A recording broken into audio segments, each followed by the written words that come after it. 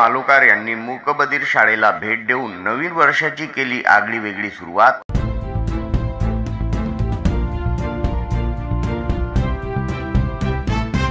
अकोला येथील मातृत्व सामाजिक बहुउद्देशीय संस्था अकोला यांच्यातर्फे 31 डिसेंबर 2024 रोजी मूकबधीर निवासी विद्यालयाला भेट देऊन नवीन वर्षाचे आगळेवेगळे स्वागत करण्यात आले। सोबतच मुलांना फराळ व चॉकलेट वाटप करून त्यांच्याही जीवनात नवीन वर्ष गोडवा निर्माण करणारे जावो या हार्दिक शुभेच्छा दिल्या। यावेळी शिक्षक व कर्मचाऱ्यांनी सर्व मूकबधीर विद्यार्थ्यांची उपस्थितांना ओळख करून दिली।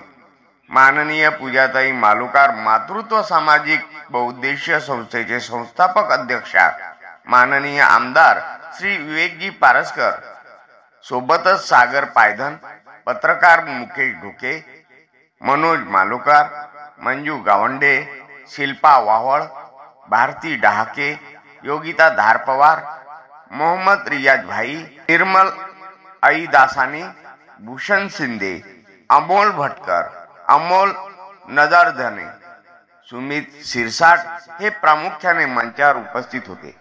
यावेळी एहसान सर यांनी उपस्थितांचे आभार मानले।